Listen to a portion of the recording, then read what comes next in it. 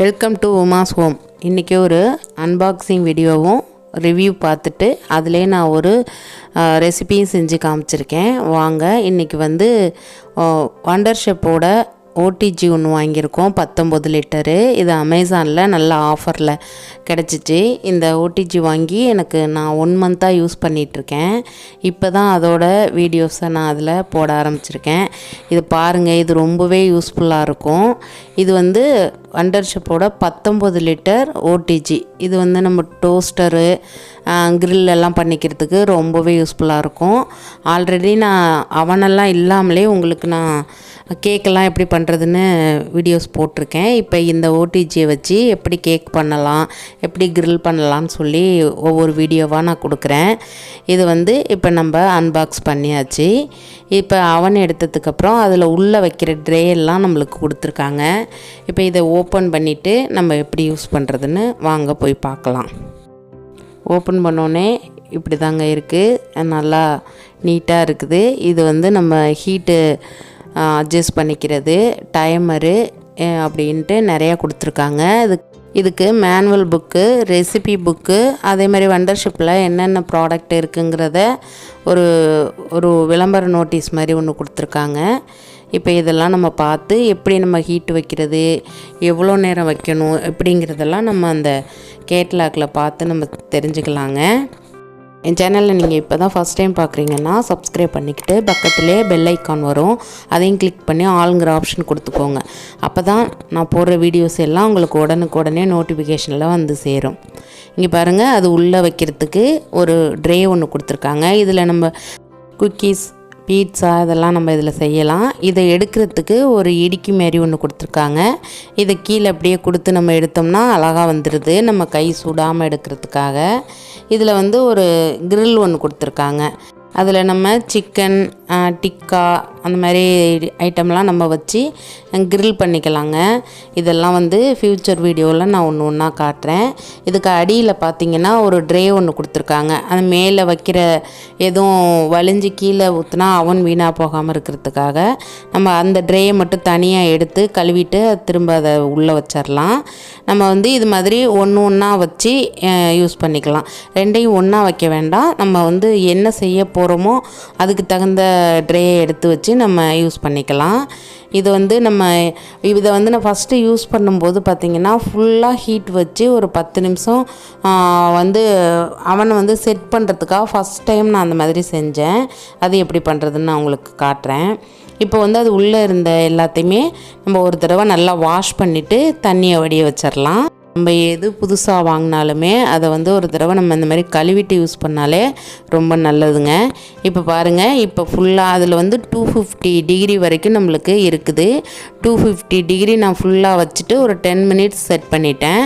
இப்போ நல்லா செட் ஆகிடுச்சு அவன். நம்ம ஒவ்வொரு தடவையும் இந்த மாதிரி செய்யணும்னு இல்லை, புதுசு அது நல்லா செட் ஆகணுங்கிறதுக்காக ஃபஸ்ட் டைம் அந்த மாதிரி செஞ்சுருக்கேன். அப்புறம்லாம் நம்ம எவ்வளோ நேரம் குக் பண்ணுறோமோ அந்த அளவுக்கு நம்ம ஹீட் வச்சா போதும். இப்போ வந்து நான் பன்னீர் டிக்கா எப்படி செய்கிறதுன்னு நான் செஞ்சு காமிக்க போகிறேன். இது மாதிரி வெங்காயம், கொடமிளகா, பன்னீர் இதை வந்து நான் ஸ்கொயர் ஷேப்பில் கட் பண்ணி வச்சுருக்கேன். இதுக்கு என்னெல்லாம் மசாலா போட்டு இதை மிக்ஸ் பண்ணி வைக்க போகிறோங்கிறத வாங்க பார்க்கலாம். 2 ஸ்பூன் மிளகாத்தூள், இதுக்கு வந்து காஷ்மீர் மிளகாத்தூள் போட்டிருக்கேன், நல்லா கலர் கொடுக்குங்கிறதுக்காக அதை போட்டிருக்கேன். இது கூட 1/2 ஸ்பூன் உப்பு, ரொம்ப உப்பு போட்டுற வேண்டாம், பார்த்துக்கிட்டு உப்பு சேருங்க. இதுக்கு கொஞ்சமாக இஞ்சி பூண்டு பேஸ்ட்டு நான் தட்டி போட்டிருக்கேன். இதுக்கு வந்து திக்கான தயிர் இருந்தால் ரொம்ப நல்லது, நல்லா திக்கான தயிராக சேர்த்துக்கோங்க. நம்மளுக்கு திக்கா இல்லை அப்படின்னா நீங்கள் ஒரு வடிகட்டியில் தயிரை ஊற்றி வச்சிட்டிங்கன்னா எக்ஸஸாக இருக்க தண்ணி எல்லாமே வடிஞ்சிருங்க, நல்லா திக்காயிடும். அதை கூட இதில் சேர்த்து நல்லா மிக்ஸ் பண்ணிக்கோங்க. மிக்ஸ் பண்ணிவிட்டு நம்ம லாஸ்ட்டாக பன்னீர், கொடமிளகா, வெங்காயம் எல்லாத்தையுமே ஒன்றா மிக்ஸ் பண்ணி நம்ம ஒரு 1/2 hour இதை ஊற வைக்க போகிறோம். இது ரொம்ப ரொம்ப டேஸ்ட்டாக இருக்குங்க.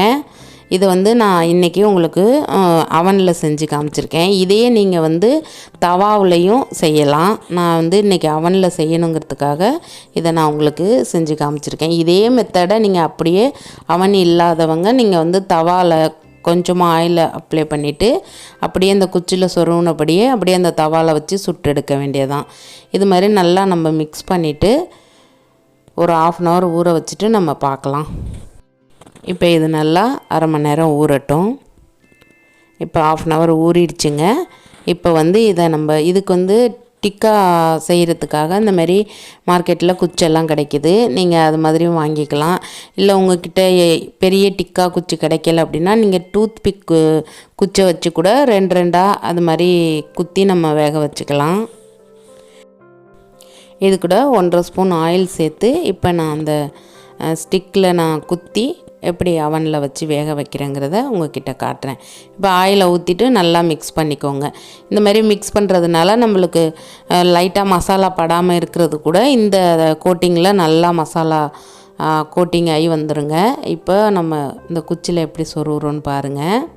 நான் ஃபஸ்ட்டு ஒரு ஆனியன் எடுத்திருக்கேன்.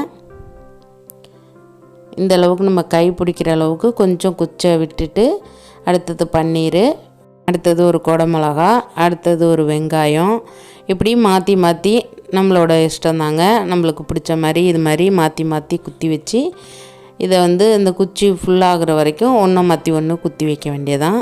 இதே மாதிரி எல்லா குச்சிலையும் நான் குத்திட்டு உங்கள்கிட்ட காட்டுறேன். இது ரொம்ப ரொம்ப டேஸ்ட்டாக இருக்குங்க. இது வந்து நான் அவனில் ஆல்ரெடி செஞ்சுருக்கேன் ஏற்கனவே. இது செஞ்சு அந்த அவனோட இதில் அப்படியே அந்த ஹீட்டில் அது அப்படியே வாட்டி அதில் இருக்கிற மசாலாலாம் நல்லா உள்ளே சார்ந்து பயங்கர டேஸ்ட்டாக இருக்கும்.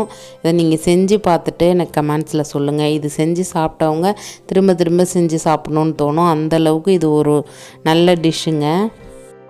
பசங்களுக்கெல்லாம் இது ரொம்ப பிடிக்குது. இதை வந்து அவங்க காரத்துக்கு தக்கன நீங்கள் காரம் சேர்த்து செஞ்சு கொடுத்தீங்கன்னா ஈவினிங் டைமில் ஸ்கூல் விட்டு வந்தால் அவங்க சாப்பிட்றதுக்கு நல்ல ஹை ப்ரோட்டீன் ரெசிபிங்க அது. இதை செஞ்சு பார்த்துட்டு கண்டிப்பாக நீங்கள் சொல்லுங்கள். இப்போ இதே மாதிரி எல்லாம் சொருவிட்டு நான் எப்படி இருக்குன்னு வந்து காட்டுறேன்.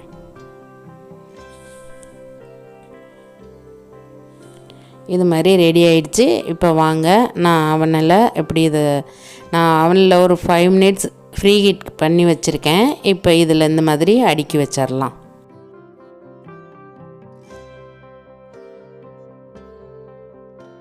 இப்போ 200 degreeல நான் வந்து 25 minutes வைக்க போகிறேன். 25 minutesம் நான் வந்து ஒரே பக்கமாக விட போகிறதில்ல. ஒரு 10 minutes கழித்து திரும்ப வந்து நான் அதை லைட்டாக இன்னொரு சைடு பெரட்டி வைப்பேன். அதையும் நான் எப்படின்னு காட்டுறேன் பாருங்கள். இப்போ 200 degree ஸ்பீடில் ஹீட்டில் நான் வந்து 25 minutes வச்சுருக்கேன். இப்போ 10 minutes முடிஞ்சிருச்சு. இப்போ வந்து நான் அதை வந்து ஒரு சைடு இருக்கிறத திருப்பி இப்போ நான் கீழேயும் மேலேயும் ஹீட்டு வர மாதிரி தான் நான் வச்சுருக்கேன். இப்போ இந்த சைடு 2 சைடு வேகணுங்கிறதுக்காக அதை அப்படியே திருப்பி வைக்கணும். இதுக்கு வந்து நீங்கள் வெறும் கையோடு எடுத்துடாதீங்க. உங்களுக்கு அந்த கிரில் வந்து சுற்றும். நீங்கள் இந்த மாதிரி ஏதாவது இடிக்கையோ இல்லை கிளாத்தோ வச்சுக்கிட்டு அதை பிடிச்சி லைட்டாக ட்ரே இழுத்துட்டு நீங்கள் வெளியில் கூட ஒரு பிளேட் மேலே வச்சு அதை அப்படியே ஃபுல்லாக திருப்பி வச்சுட்டு திரும்ப தூக்கி உள்ளே வச்சிடலாம். திரும்ப அந்த 10 நிமிஷத்தில் அது நல்லாவே ரெடியாகி வந்துருச்சுங்க. இப்போ நம்மளுக்கு 10 நிமிஷம் முடிஞ்சோடனே டிங்குன்னு ஒரு பெல் சவுண்டு வரும். அது முடிஞ்சோடனே நம்ம அதை கிரில்லேருந்து வெளியில் எடுத்து நம்ம பிளேட்டில் மாற்றி சூடாக சாப்பிட வேண்டியது தான். அவ்வளோதான் ஃப்ரெண்ட்ஸ். இந்த ஓடிஜியோட ரிவ்யூவும் இந்த ரெசிப்பியும் உங்களுக்கு ரொம்பவே பிடிச்சிருக்குன்னு நம்புகிறேன். இன்னொரு டிஃப்ரெண்ட்டான ஒரு ரெசிபியோடு உங்களை சந்திக்கிறேன். இந்த வீடியோ உங்களுக்கு பிடிச்சிருந்தா உங்கள் ஃப்ரெண்ட்ஸ் அண்ட் ஃபேமிலிக்கு ஷேர் பண்ணுங்கள். மறக்காமல் என்னோடய சேனலை சப்ஸ்கிரைப் பண்ணி பக்கத்தில் இருக்க பெல் ஐக்கானை கிளிக் பண்ணி ஆல்ங்கிற ஆப்ஷன் கொடுத்துக்கோங்க. தேங்க்ஸ் ஃபார் வாட்சிங்.